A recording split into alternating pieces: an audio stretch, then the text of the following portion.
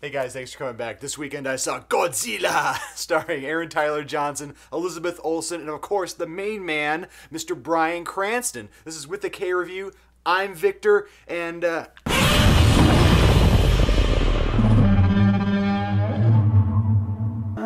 lot of people ask me did I really like the Godzilla that came out in 1998? And to be honest, I went to that opening night of that Godzilla movie, and yes, I was a little bit disappointed, as well were the critics, as you can see. And that Godzilla movie did have some good parts in it. I think it was good up to the part where Godzilla was a woman and laid eggs, and yeah, did not have a radioactive roar, and about 500 other things. So when I usually start out talking about a movie, I say, I saw the trailer, and I can tell you guys maybe a little bit about the movie from the trailer. But in this movie, when I saw the trailer for it, I had literally no idea what the premise was.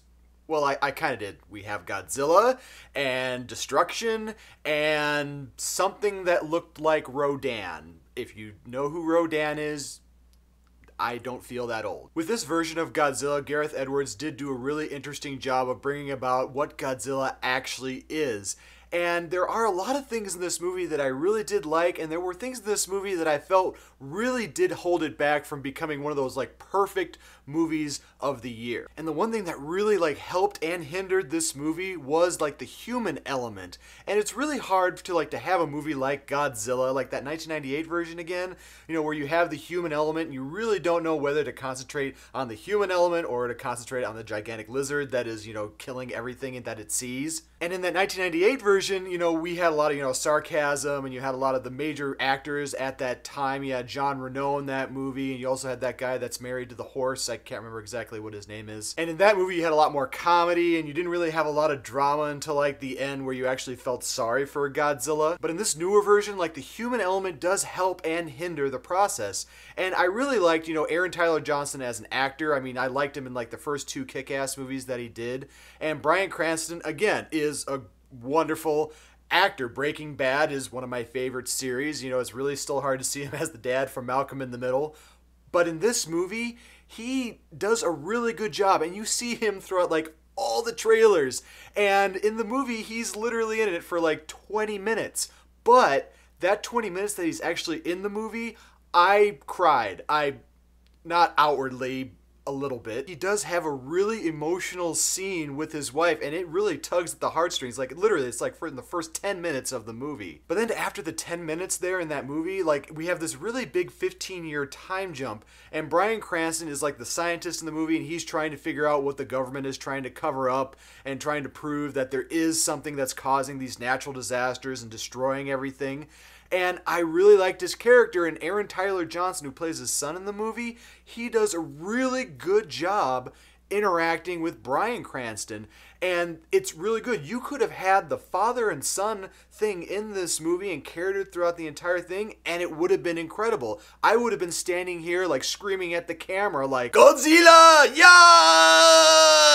But instead, this movie really takes a different approach to how Godzilla is seen, and I mean literally seen, because in the movie, he's in there for 20 minutes actually, seeing him on screen. And that's fine, because this movie actually takes a little bit of a note from Cloverfield. Remember that movie all those years ago was that found footage type of thing? But this movie is not found footage at all. It's regular cinema style. But in the movie, you have people seeing Godzilla more through television screens. There's a part in the movie where there's this big battle that's about to happen, and it starts to happen and it goes away just like that. And I was really surprised about that, because I thought they were going to show this huge battle, and then they start showing it through the television screens. And that's what I kind of liked, is because they were teasing Godzilla a lot in this movie. You probably see another thing in this movie more than you see Godzilla, and I don't want to spoil what that is, because that thing actually drives the entire story of the movie. And if I tell you what that is, I feel like I'm going to spoil it. But by teasing Godzilla in this movie, I think some people are really going to dislike it, and some people are really going to like the movie. And it's difficult, when I was watching the movie, to really appreciate it. It's been a day since I've seen it. I've started to see more things about this movie that I really did like, and a lot of things that I really felt could have been better within the movie. And I like the human element in the movie, but Aaron Tyler Johnson, I really wish he wasn't acting so much like Kurt Russell's character from Soldier, you know, like completely stone-faced. But you know what? In the movie, it kind of detracts from the whole, you know, human element in the movie, because like he'll just didn't have any emotion. And by the end of the movie, like, he really didn't feel like he could carry the entire movie. Again, if he was with Bryan Cranston in this movie and had that father-son interaction, it would have been incredible. This movie would have been perfect. But Gareth Edwards didn't decide to go with that, and it brought the movie down just a little bit. But I do think the best thing in this movie was Godzilla when he was on the screen, because like throughout like the first part of the movie you get those little shots of him, but there is one shot in the movie where Godzilla stands up and like there's the full force of Godzilla on the screen. And I kid you not, I was in the theater and I was like, are we ever gonna see Godzilla? Holy shit! And it's really that first shot of Godzilla that when you see him in all his glory, that made my hairs on the back of my neck stand up in the theater. Like everybody was silent right before he gave out that famous roar. And that's what I really liked, is this Godzilla is not like any Godzilla like you've seen in the past, not even like the 1998 version. He's like way bigger, way bulkier, a lot more spines on him, and it looks really well done. And I guess people in Japan are actually calling him fat.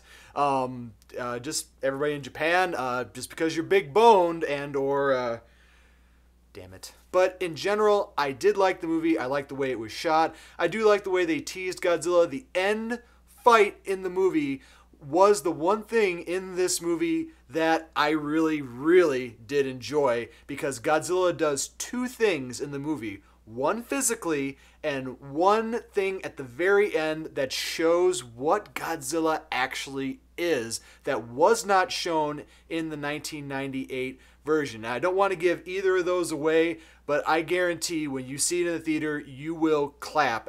Everybody in the theater was like howling. Everybody loved what Godzilla did at the end of the movie. So I think I'm going to give this movie a 3.5K, but it's going to be an extremely strong, really strong 3.5K that I recommend that you guys go see this movie in theaters for matinee and for full price. When it comes out on video, please rent this movie at any cost. Put it in the #1 in your streaming.